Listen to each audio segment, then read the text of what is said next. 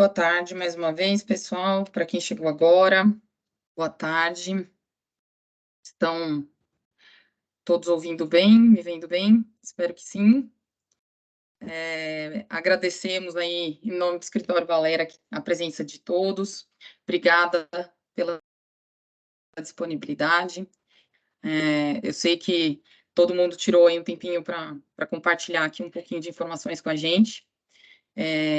Inicialmente, só sinalizando aqui para vocês que a gente está fazendo a gravação também, né, desse nosso encontro. E, bom, hoje a nossa ideia aqui, pessoal, é fazer um bate-papo, fazendo primeiramente uma apresentação. Eu sou a Gisele Martins, para quem não me conhece, sou a sócia aqui da área trabalhista do Valera. Teremos também a participação aqui do Fábio Berbel, Rinaldo Braga, que são sócios da área previdenciária, que vão auxiliar aqui com a expertise e falar um pouquinho, bater uma bola aqui com vocês sobre essa nova sistemática de recolhimentos da nova, né, do pós-IN 2094 de 2022, tá? Longe de tentar esgotar todos os pontos e todas as informações, a ideia aqui é trazer quais serão as principais mudanças, o que vai acontecer de fato, algumas controvérsias, o que a gente pode enfrentar aí de dificuldade no próximo começo de ano, e tentar esclarecer o quanto possível, se não nesse momento também, posteriormente, se o escritório puder auxiliar de alguma forma, tá? Vou passar a bola aqui primeiramente para o Fábio, que vai iniciar aqui a nossa apresentação e trazer aí alguns pontos iniciais. Fábio, bola contigo. Boa tarde a todos, obrigado, Gisele, boa tarde a todos. Enfim, é mais um presente de Natal da Receita Federal. A gente pensou que a gente ia acabar o ano tranquilo, né? Depois dessa ressaca da Copa do Mundo, mas acho que veio mais um problema para a gente enfrentar. A gente fez uma apresentação para tentar contextualizar, uma apresentação bem sintética, para que acho que todo mundo fique na mesma página, para que depois a gente analise de uma forma mais específica o que está acontecendo, o que vai mudar e quais serão os desafios de 2023. Então, acho que Ellen, você que pode dar dois para frente. Então, desde 1991, há muito tempo, desde o início da Lei 8.212 de 91, a Justiça do Trabalho tinha alguma responsabilidade na arrecadação das contribuições previdenciárias. Ela não tinha a competência para processar, até mesmo de ofício, a execução dessas contribuições. Essa competência ela foi atribuída apenas em 2004, pela emenda constitucional número 45, mas desde 1981, os juízes do trabalho tinham uma certa responsabilidade na arrecadação das contribuições previdenciárias, principalmente das contribuições previdenciárias decorrentes das suas sentenças. Até 2004, o que os juízes do trabalho tinham que fazer? Eles tinham que encaminhar as suas sentenças para o INSS, substituído depois pela Receita Federal, para que o INSS analisasse se tivesse algum fato gerador e fizesse o lançamento. Nenhum juiz fazia, poucos faziam, então essa obrigação ela acabou caindo no desuso. E isso foi um dos fatores, inclusive, que moveu o Constituinte derivado a alterar a Constituição para atribuir a competência à Justiça do Trabalho. Mas, enfim, como que era processada essas contribuições previdenciárias antes? Era por meio de um sistema, que era a CEFIP, que era um sistema que instrumentalizava a GFIP, a guia. Então, desde 1999, todas as contribuições previdenciárias eram processadas, eram informadas por meio do CEFIP. No ano de 2000, o CEFIP incorporou um módulo próprio para transmitir as contribuições previdenciárias decorrentes das reclamações trabalhistas.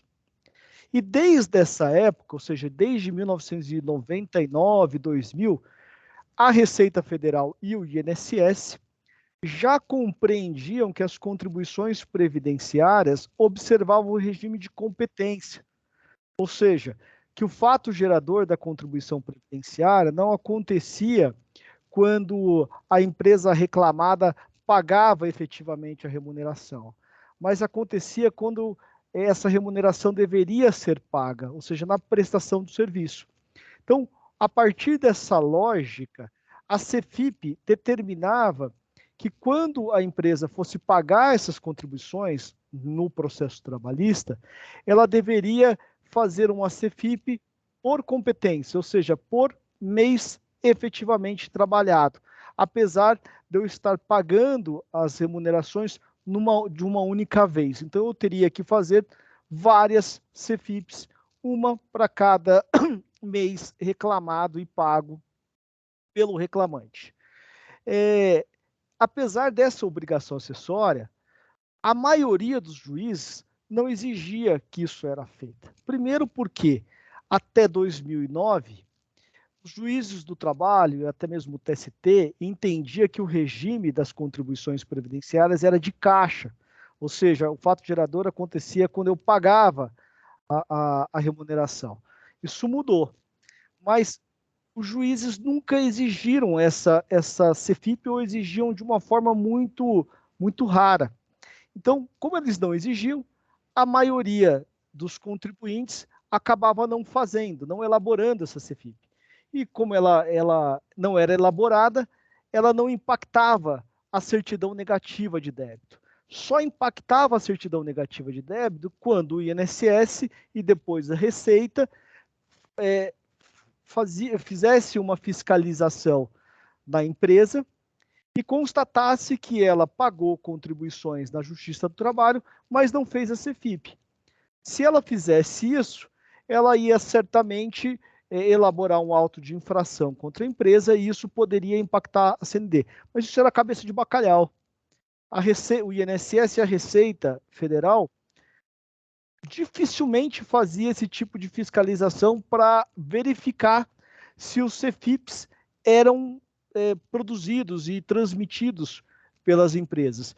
E, da mesma forma, os juízes do trabalho não exigiam. Então, essa obrigação acessória, que era uma obrigação, ela nunca pegou, ou seja, nunca foi, na prática, realizada pelas empresas. As empresas acabavam sempre pagando a sua obrigação por meio de uma guia, que é a GPS, e nunca faziam essa CEFIP.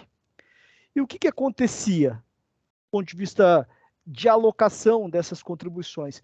Eu pagava essas contribuições na Justiça do Trabalho e elas ficavam soltas.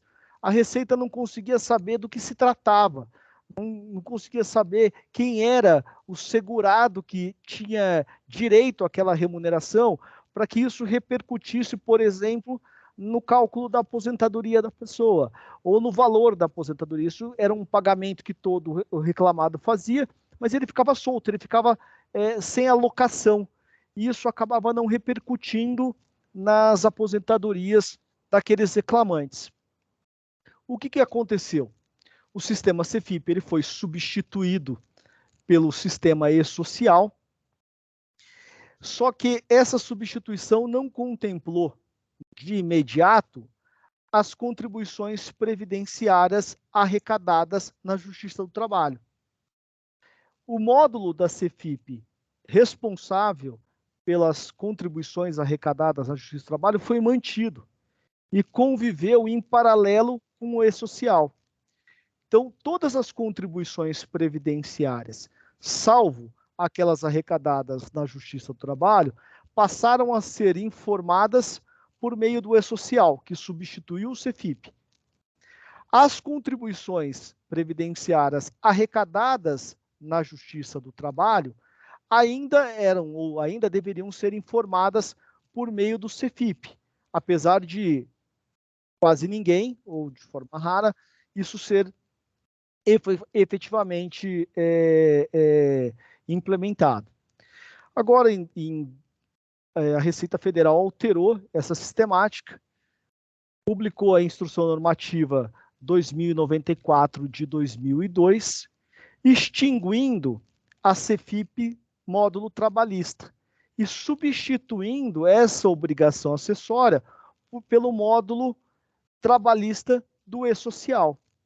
Então, a partir de janeiro de 2023, as contribuições previdenciárias arrecadadas na Justiça do Trabalho, que deveriam ser informadas por meio do CEFIP, passarão a ser informadas por meio do E-Social.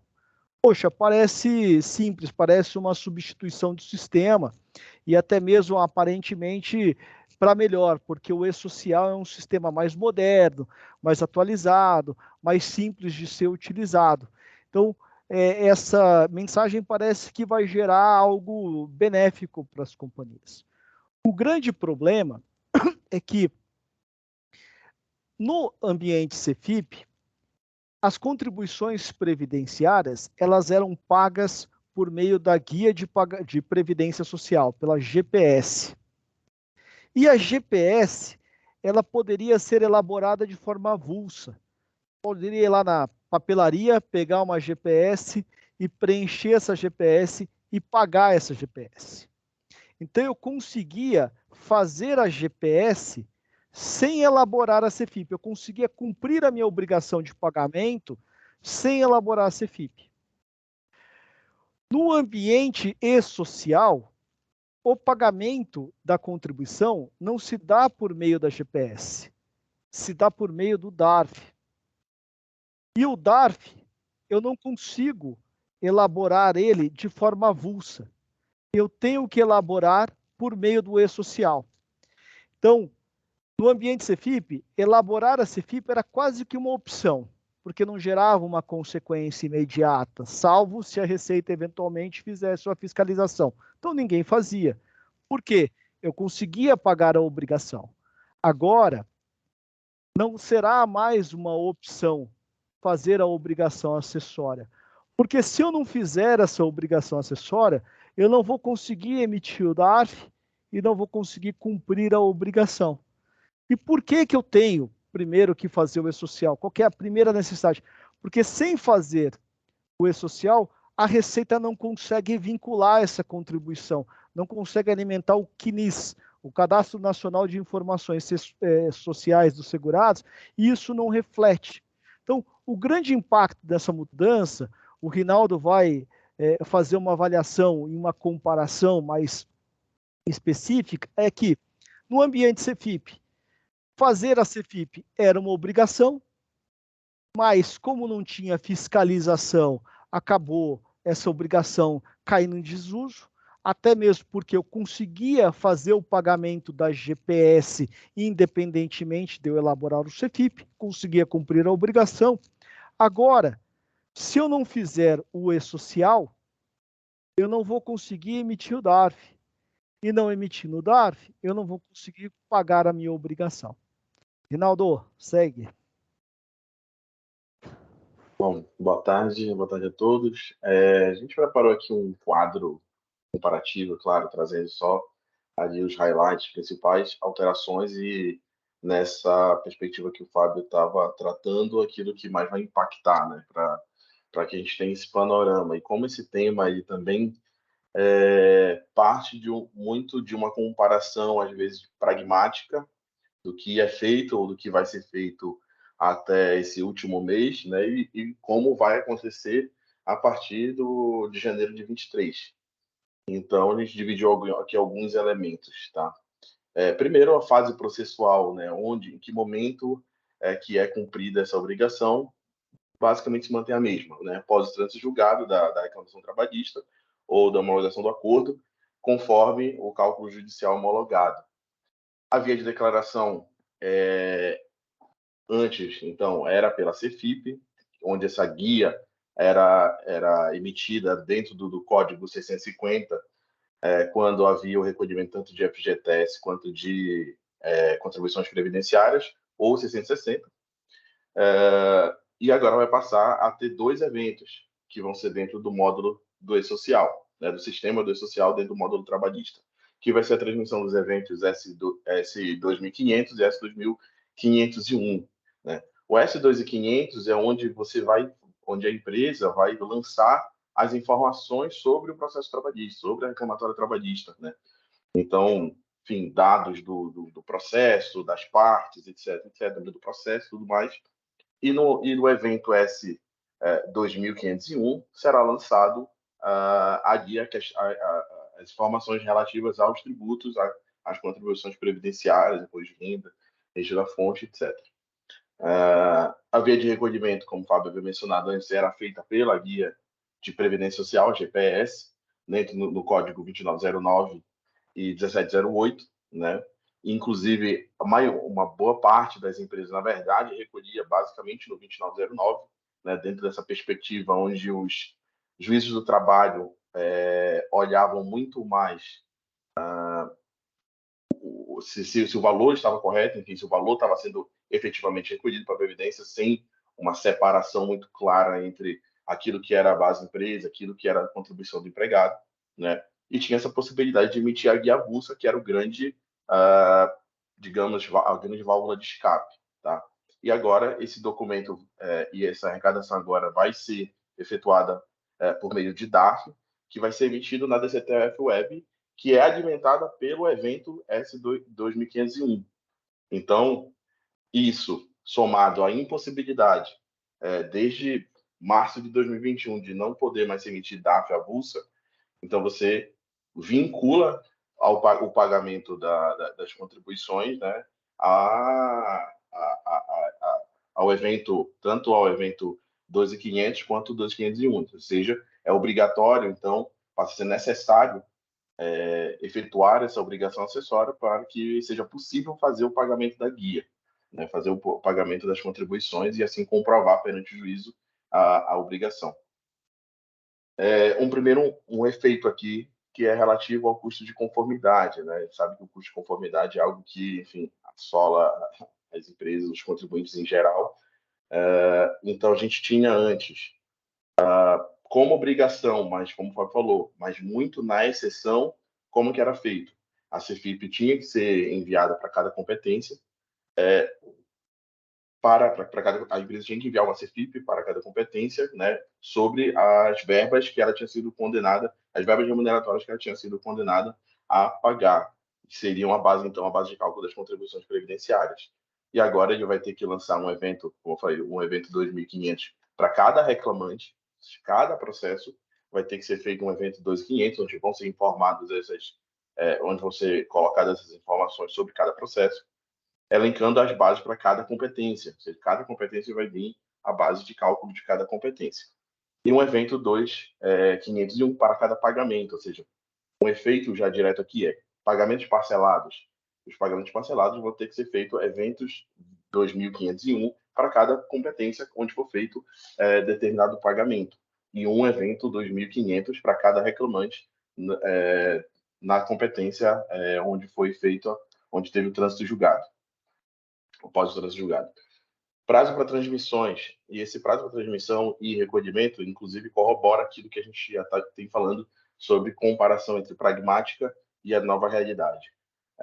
Sempre existiu, desde da IN 971 e agora a IN mais recente, que é a 2110 de 2022, um prazo que se mantém nessa nova IN, não foi alterado, que é o prazo até o dia 20 do mês subsequente para o pagamento dessas contribuições previdenciárias.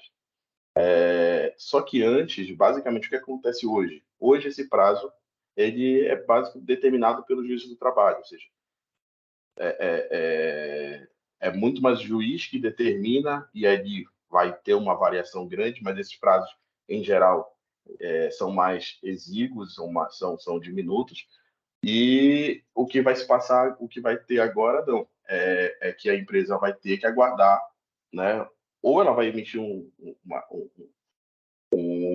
vai fazer uma transmissão do E-Social de modo avulso para aqueles eventos, para tentar cumprir algum prazo determinado pelo juiz do trabalho, ou ela vai ter que esperar o segmento da folha do mês seguinte, a transmissão do E-Social ordinária, para poder fazer a comunicação desses eventos dos reclamatórios trabalhistas, tá?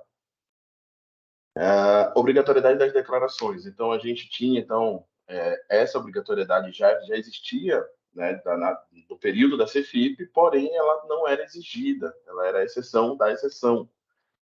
E agora a gente entende que ela vai, quer dizer, ela é obrigatória, né, e que mesmo não requisitada pelo juízo, a própria dificuldade de operacionalização, ou a vinculação, a necessidade de que seja feita a obrigação acessória para que seja possível, então, o pagamento das contribuições, faz com que ela se torne, digamos, mais exigível, né? Algo inexorável. E, por fim, então, as contribuições devidas às outras entidades, também outro dado pragmático e também com reflexão jurídica, que antes, dificilmente o juiz do trabalho, até por conta da competência, isso já tem muita decisão do TST dizendo que não é competência da Justiça do Trabalho a execução de contribuições de entidades, de terceiros, por conta ali do 114 da Constituição Federal, inciso 8º da Constituição Federal.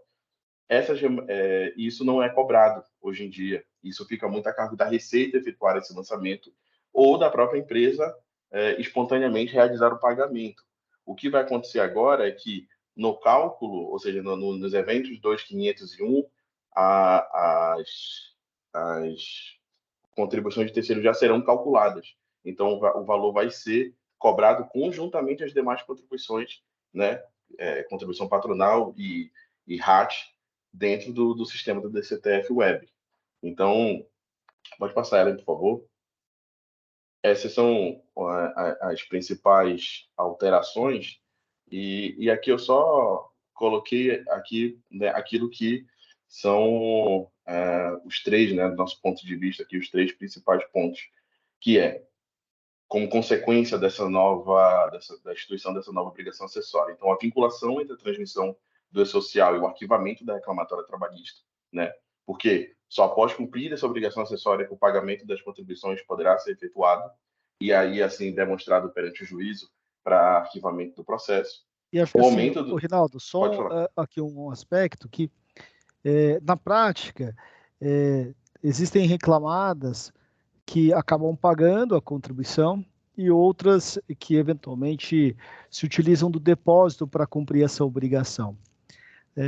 Aquelas que fazem pagamento por meio da guia não vão conseguir continuar pagando se não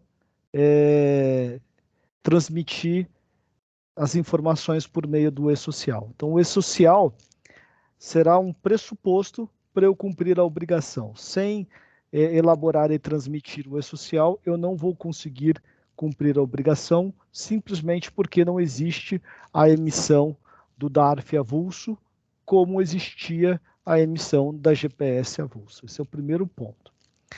Mas eu vou optar por fazer o depósito. E o juiz do trabalho que se vira depois para encaminhar essa receita à Receita Federal.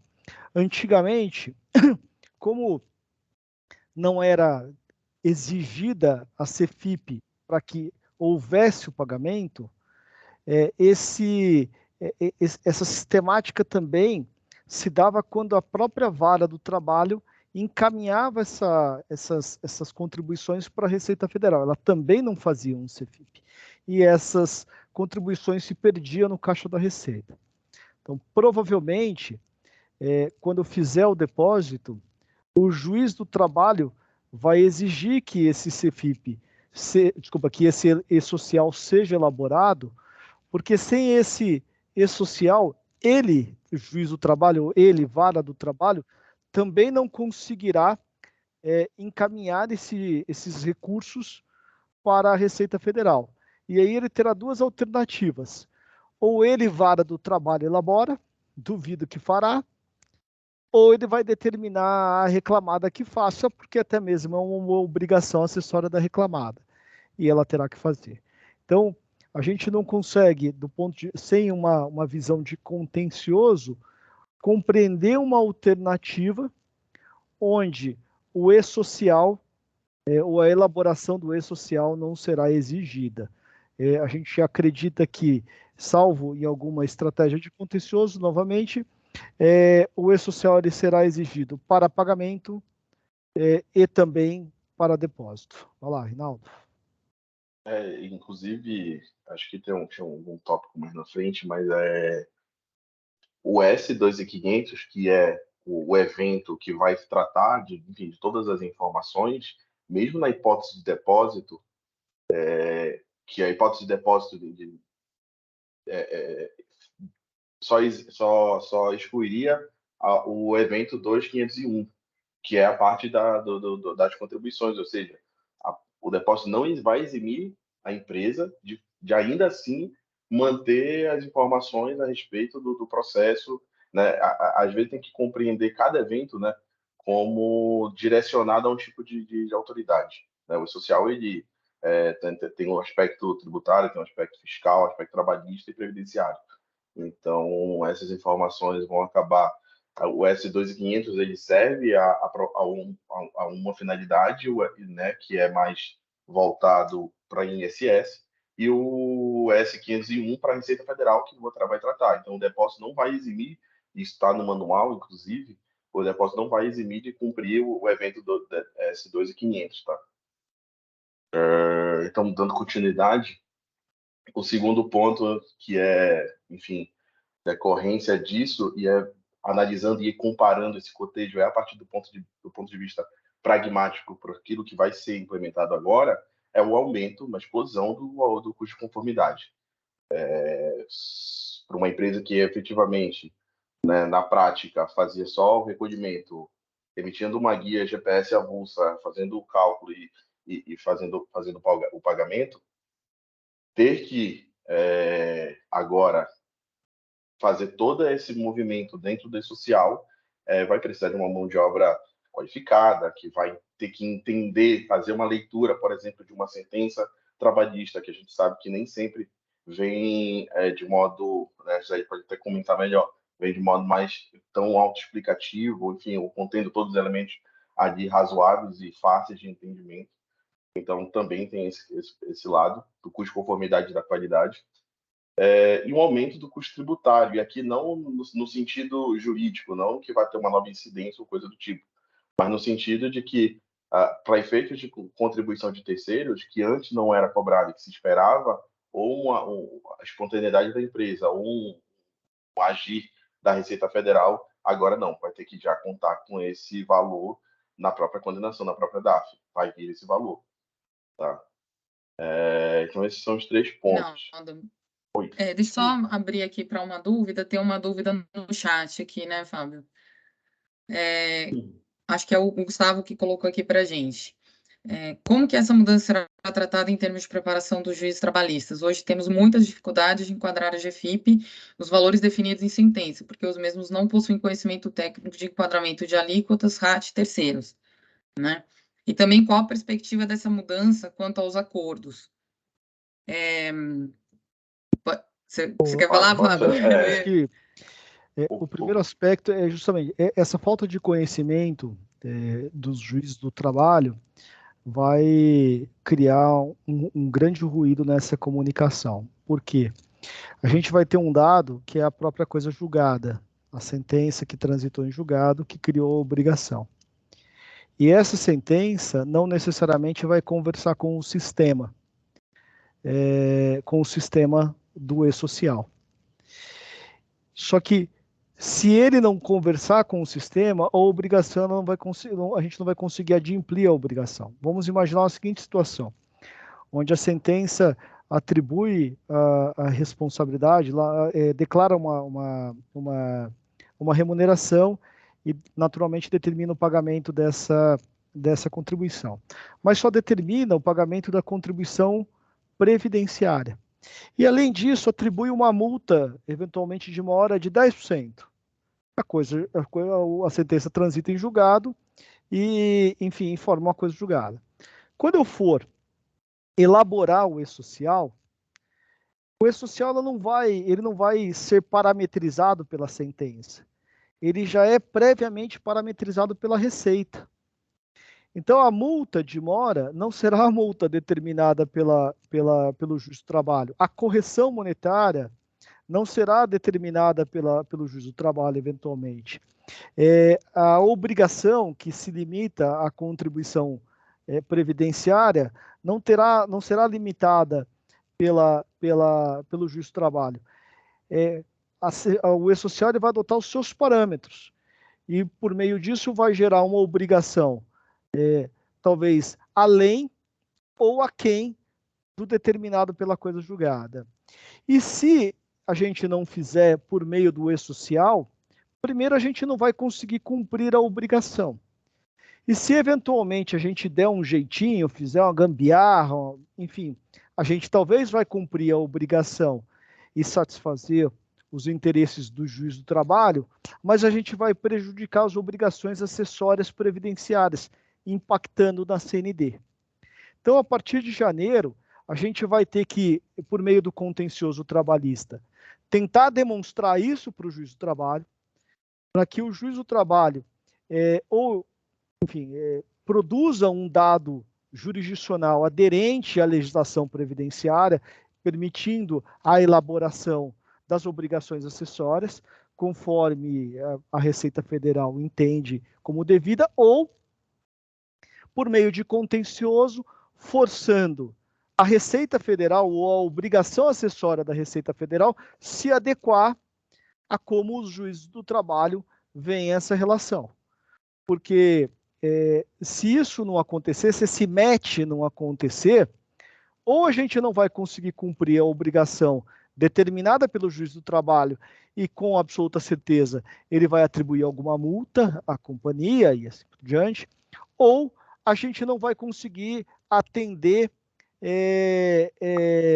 o E-Social, e isso poderá prejudicar não apenas numa multa, mas principalmente na certidão de débito previdenciário da companhia. Acho que isso é importante. A gente vai ter talvez uma missão maior de demonstrar isso para o juiz e que o dado da Justiça do Trabalho ele venha mais aderente ao que a legislação previdenciária determina, ou vice-versa. Então, a gente vai ter que fazer isso. Isso vai ser uma necessidade. E na mesma linha, acho que a pergunta seguinte, que é do Lucas, né? Que seria, na prática, o jurídico da empresa, antes de efetuar o pagamento, deverá direcionar para que uma área realizar a inclusão no E-Social antes de seguir com o pagamento, né? Então, a prática vai acabar mudando, né, Gisele? Também conversar o seguinte, porque às vezes o juiz do trabalho ele determina, olha, que cumpra a obrigação no prazo, como o Reinaldo diz, no prazo de 72 horas, ou no prazo de 5 dias, ou no prazo de 10 dias. Ele determina o prazo que ele quiser, concorda? Desde que razoável, ele determina o prazo que ele quiser. Quando vier a sua obrigação, essa decisão, a companhia só vai conseguir cumprir essa obrigação se ela for inserida no E-Social. Só que o E-Social, ele é único. Ele é o E-Social da folha. Ele essa parte das relações trabalhistas é um módulo. E esse E-Social ele é transmitido até o dia 7 do mês subsequente. Mas um pressuposto para ele ser transmitido é que a folha seja fechada, que é o principal insumo desse E-Social. Uma folha de pagamento ele é fechada dia 25, 26, 27, 28. Então, mesmo que eu seja super ágil e uma grande companhia não consegue ser porque é muito dado, eu vou conseguir transmitir o E-Social no dia 3, 4, 5. Então, o juiz do trabalho vai ter que entender que eu não vou conseguir cumprir a obrigação no prazo definido, não porque eu não quero fazer, mas porque a obrigação acessória só poderá ser cumprida em tal data. Então, eu vou ter que conversar dessa forma também, para que eu consiga evitar a multa, principalmente. Mas, mais do que isso, dentro de cada companhia, como o Rinaldo disse, dentro de cada estrutura, a companhia vai ter mais uma missão. Ela vai ter que produzir quase que um E-Social por reclamação. Então, se eu pago hoje 200 reclamações ou 100 reclamações no mês, eu vou ter que compreender cada reclamação como se fosse uma folha de pagamento. e fazer uma folha de pagamento por reclamação. Se essa reclamação ela for de um período de 5 anos, eu vou ter que lançar 60 competências por reclamação. Tá? Ronaldo, não sei se você quer completar alguma coisa. Não, acho que é isso mesmo. Bom, só para a gente dar um segmento aqui, que até algumas das perguntas estão aqui, algumas a gente já até tratou e a gente, enfim, segue só nas perguntas. Né? E aqui são algumas controvérsias que a gente pontuou, só para dar início, que era para dar início para aquecer os motores dessas, todas essas perguntas que estão vindo, mas vamos seguir aqui, né? Então, o que acontece se a empresa não realizar a obrigação acessória, né? Quais as consequências? Então, primeiro, o óbvio é que o que a gente está falando aqui vai ser não não conseguir fazer o pagamento, né? Uma vez não fazendo o pagamento, vai haver então problemas com o CND, certamente. Essa contribuição não vai ser paga, o juiz do trabalho vai ter essa competência de execução e vai, com certeza, informar a Receita Federal do não pagamento, enfim, do recolhimento do tributo, então vai impactar certamente na CND. Tá? Mesmo que seja feito um depósito, mas não seja, por algum motivo, feita que não seja cumprida a obrigação acessória, também se pode ter impactos também em CND por conta da não realização da obrigação, né, de informação. Segundo ponto, pode a empresa realizar o depósito e se eximir da obrigação? Isso que eu cheguei a comentar, né, que é isso que a gente está falando. Mesmo que a empresa faça o depósito, isso está previsto, essa possibilidade, inclusive está prevista no manual, ela eximiria eximiria apenas a não informação do evento S501, que trata da questão do tributo. Mas as informações sobre o processo se mantêm. Então, mesmo que seja feito o depósito, ele é uma situação, ele cria uma situação ainda precária. Não se sustentaria ou, enfim, não eximiria a empresa de cumprir com outras obrigações. E segundo também, dado o próprio contexto em que essa alteração está vindo, a gente entende que isso vai ser a possibilidade de depósito em que pese não possa ser extirpada, mas ela é precária. Então, ela é paliativa. E, com certeza, né, a gente imagina que os juízes do trabalho, uma vez que tomem consciência de todo esse contexto dessa alteração, se comporte de maneira diversa com relação à exigência dessas obrigações. Então, o depósito judicial, embora seja uma saída, ele, a nosso ver, é uma saída um pouco precária. Tá? Terceiro ponto, né, na impossibilidade de prestar a declaração do social e emitir o DARF via DCTF Web, a GPS 2909 continuará sendo aceita?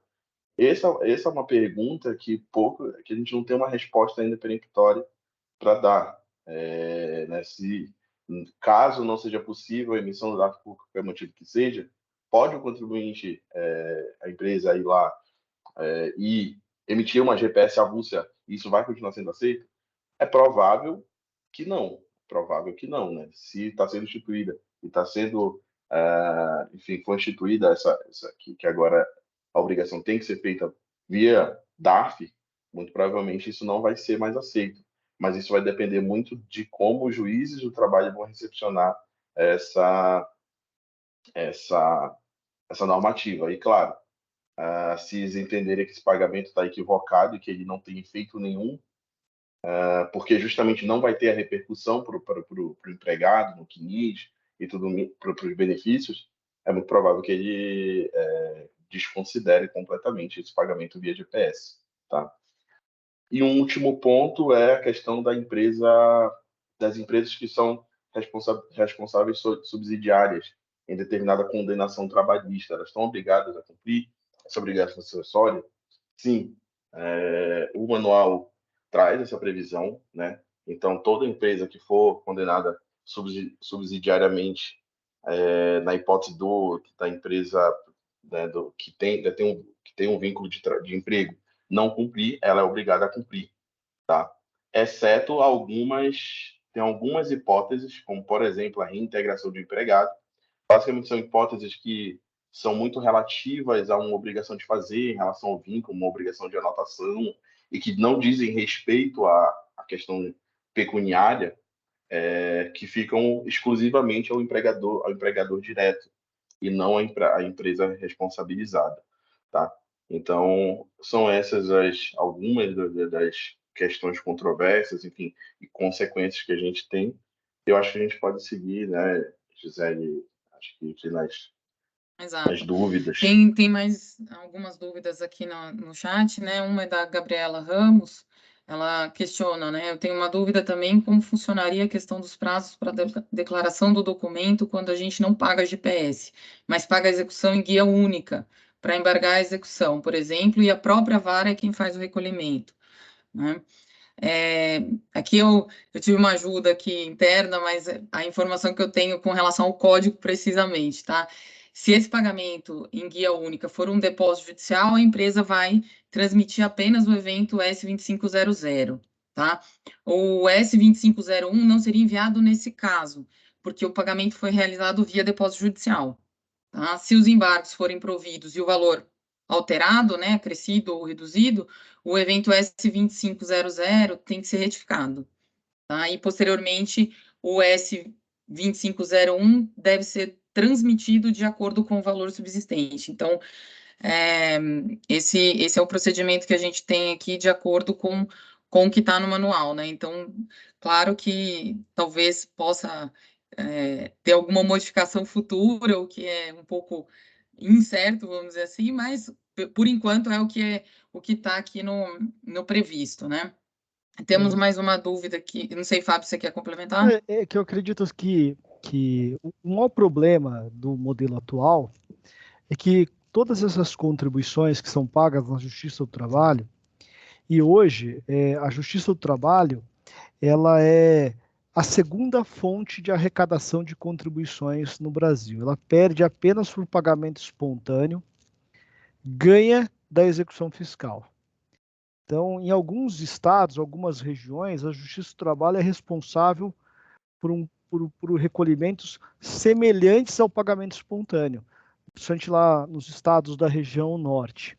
Então, o produto da arrecadação do Justiça do Trabalho, ela fica literalmente voando no caixa da Receita. Ninguém sabe a quem pertence aquilo. A Receita não consegue alocar.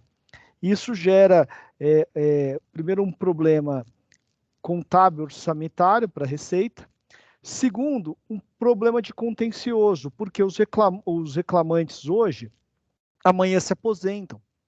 E quando eles se aposentam e essas remunerações não são computadas, eles ingressam com ações judiciais contra o INSS para revisionar esses benefícios. Então, isso é um grande problema. E a única forma de solucionar esse grande problema é que os reclamados, ou os reclamantes, ou quem quer que seja, consiga informar a quem pertence, alocar isso a que competência pertence. Sem isso, esse problema vai continuar acontecendo.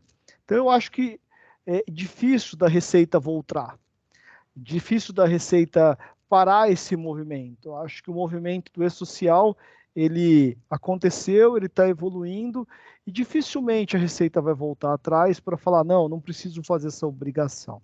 Então, essa obrigação ela vai ser necessária, seja por meio de pagamento, seja por meio de depósito. Em algum momento, a reclamada terá que fazer. Acho que essa é um pressuposto, ter que fazer, e isso a gente vai ter que estar preparado para cumprir. Tá? Exato.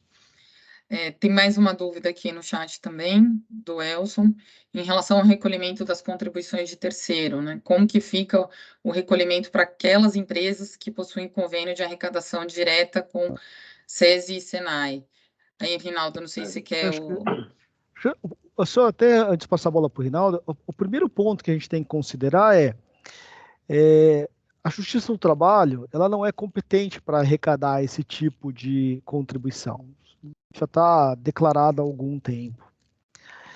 E a gente vai entrar na questão, poxa, como que eu vou cumprir uma obrigação numa jurisdição incompetente para exigi-la? Então, isso primeiro vai gerar um alerta de contencioso, para que a gente consiga evitar que isso seja implementado. Acho que esse é o primeiro ponto, porque senão a gente está falando num aumento do passivo do contencioso de trabalhista de algo em torno de 5,8%, que é a alíquota ordinária das contribuições de terceiros. Então, acho que esse é o primeiro desafio. Mostrar que, apesar da Receita determinar que eu cumpra essa obrigação, essa jurisdição é incompetente para que isso seja feito. Então, a Receita quer dar um somebody love nessa incompetência da Justiça do Trabalho, fazendo com que os contribuintes paguem uma obrigação de forma espontânea. E eu acho isso, primeiro, desleal, segundo, talvez inconstitucional. Então, acho que esse é o primeiro desafio. O segundo ok, eu não quero enfrentar esse desafio, eu vou ter que cumprir a obrigação. E como ela vai estar sendo cumprida no âmbito do e-social, o seu e-social já está parametrizado como você não sendo um contribuinte dessa obrigação. Então, isso vai ser automaticamente refletido.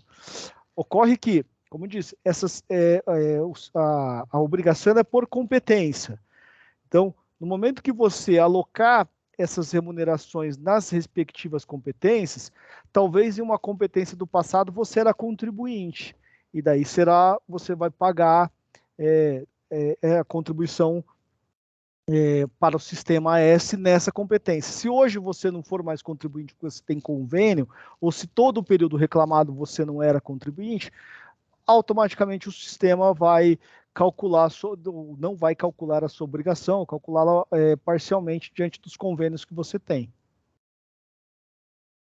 Acho que a próxima pergunta da Michele, Fábio, segue um pouco na linha do que você acabou de comentar, né? Nos casos de desoneração, que o juiz não considera que a empresa é desonerada, né? Como é que vai funcionar? Porque hoje a empresa paga a guia e depois, quando envia a GFIP 650, faz a dedução para pedir a devolução do valor. Sim. No e-social, ela está desonerada e na sentença não. Como que ela vai atender, né, a obrigação do pagamento? Vai gerar aquele ruído que eu mencionei. O juiz vai determinar uma obrigação. Quando você processar o e-social, esse e-social vai gerar uma DARF não zerada, porque ela vai gerar a DARF do RAT, e vai gerar a DARF do FPAS, do sistema S. Então, você vai ter uma DARF incompatível com a sua decisão, com a coisa julgada, e aí você vai ter o conflito. Ou a gente vai ter que demonstrar ao juiz que a obrigação é impossível de ser adimplida, ou ele terá que determinar a Receita que cria uma exceção para que a gente cumpra essa obrigação de uma forma diferente. Perfeito. A Adriana Sabe também está questionando nos casos de divergência de entendimento de natureza da verba informada no formulário S2500 entre o Judiciário e a Receita. As empresas serão autuadas, citadas para pagamento da diferença? A gente não vai ter a natureza da verba, porque a gente não vai precisar no e-social explicar a que verba importa. Eu vou, no módulo trabalhista do e-social, vamos imaginar que ele me condene a hora extra, adicional de insalubridade, adicional de periculosidade e aviso prévio indenizado. No momento que ele definir nas sentenças bases, eu vou juntar todas as remunerações que são base na visão do juiz e inseri-las num único campo, somando-as. Então, eu não vou precisar fazer parâmetro de remuneração. Então, essa divergência ela é impossível de acontecer. Perfeito. O Daniel Neves pergunta também, né? Pois não, desculpa, será se vai ser disponibilizada, né, a apresentação para os participantes, né?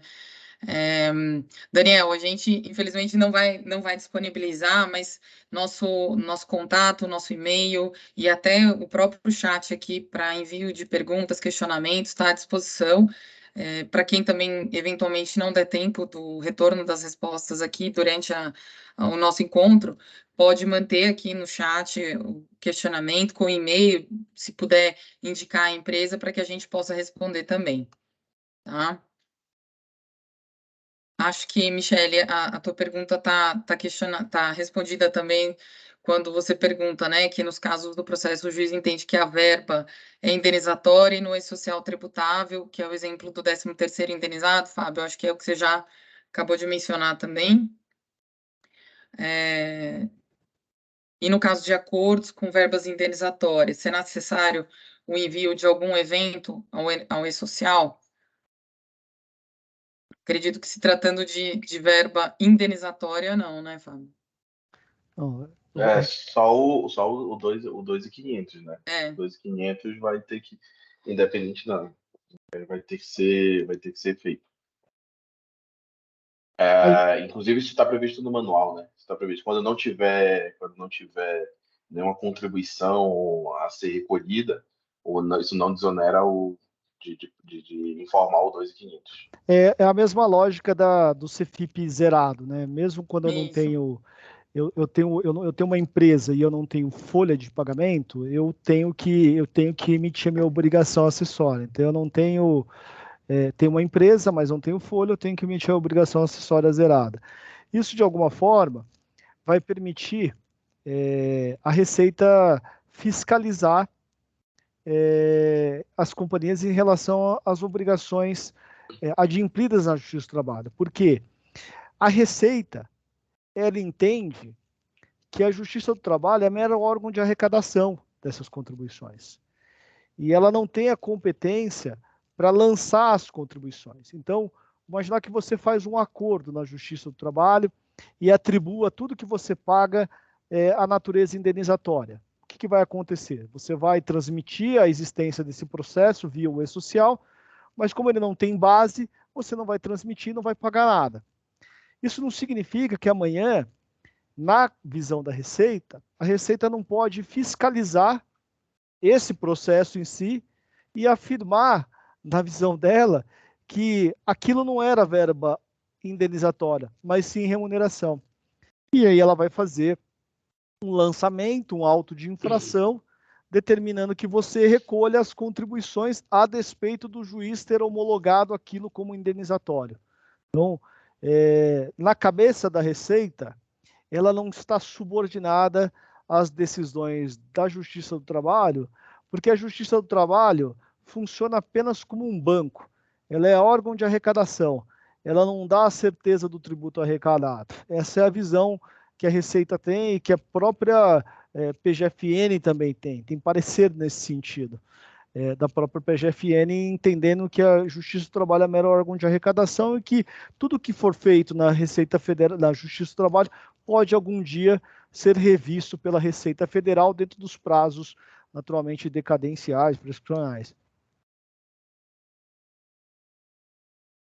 Bom, pessoal, aqui no chat não tem mais nenhum questionamento, então, é, de qualquer forma, mais uma vez, reforço qualquer dúvida ou que venha surgir depois, né, e que seja pensado eventualmente, né, depois desse bate-papo, pode ser encaminhado para a gente.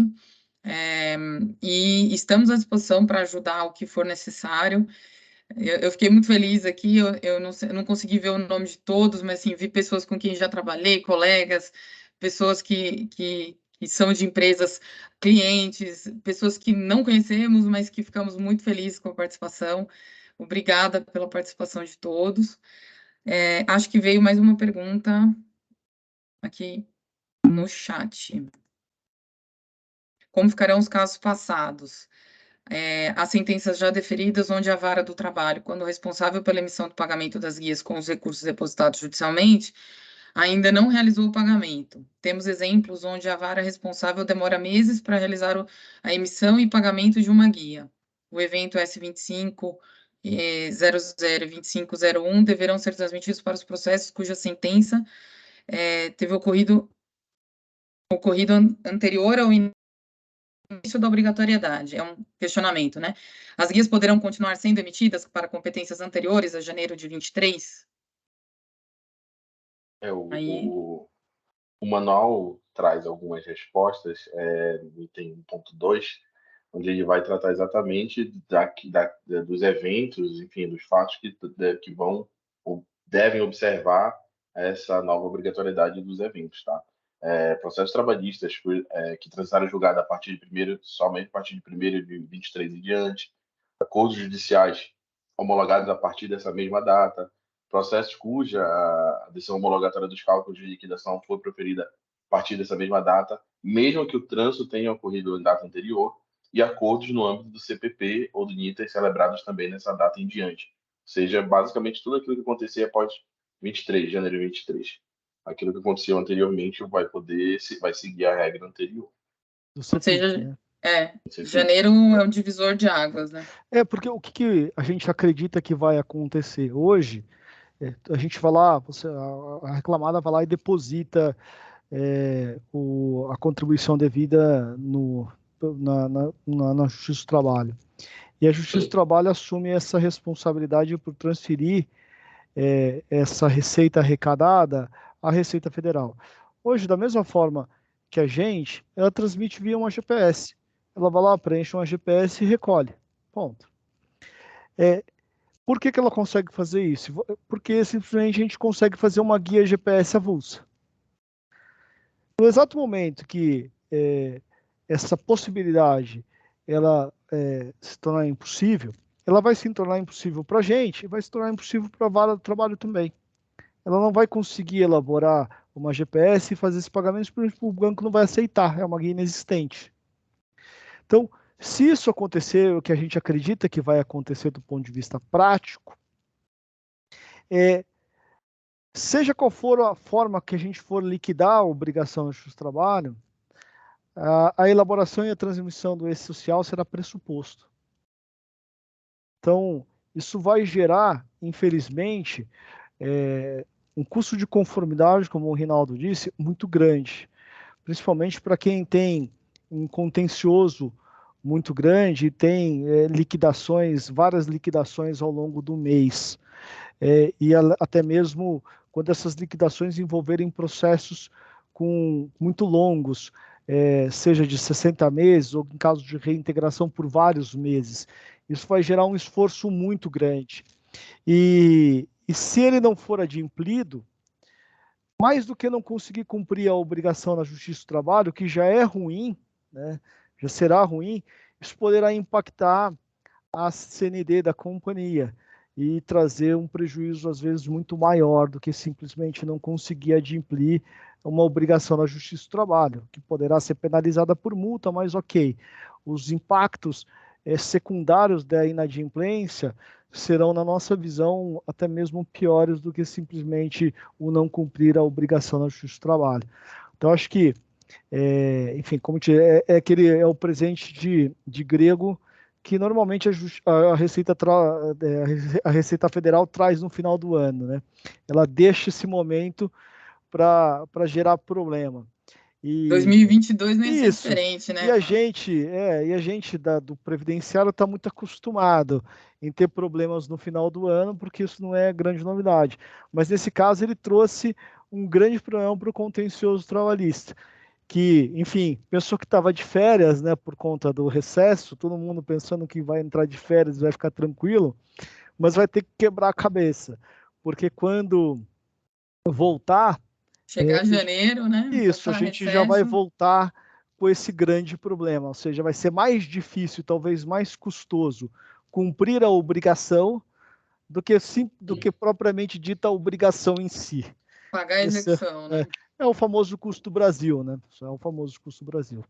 Exatamente. Enfim, eu agradeço a presença de todo mundo, espero que a gente tenha, enfim, lógico, trazendo uma má notícia, mas pelo menos preparado todo mundo para o que vai acontecer, e a gente está à disposição para tentar ajudar todo mundo a enfrentar esse desafio. Passo a bola para o Rinaldo, obrigado, boa noite, bom sequência de semana, final de semana para todo mundo. Obrigada, só agradecer também a participação de todas as perguntas, é interessante, todas as perguntas foram feitas. Obrigado, pessoal. Não, pessoal, e só por último, queria agradecer, que acho que, não sei se vocês estão vendo, o Matheus Alho, ele é aquela, na dúvida, chama os universitários. Foi ele que soprou a resposta para mim, gente. O universitário é o Matheus Alho, queria agradecer a presença do Matheus Alho, ele trabalhou muito para que esse evento tivesse acontecido, a Ellen, também do nosso marketing, e agradecer a presença novamente de todo mundo. Obrigado, pessoal. Obrigada, pessoal, também. E os nossos dados, e-mail, estão aqui no chat. Se precisar, qualquer dúvida, estamos à disposição. Mais uma vez, obrigado pela participação de todos. Um Uma boa abraço. Até tarde, mais. Tchau, tchau. pessoal. Boa tarde. Tchau, Tchau, tchau. tchau.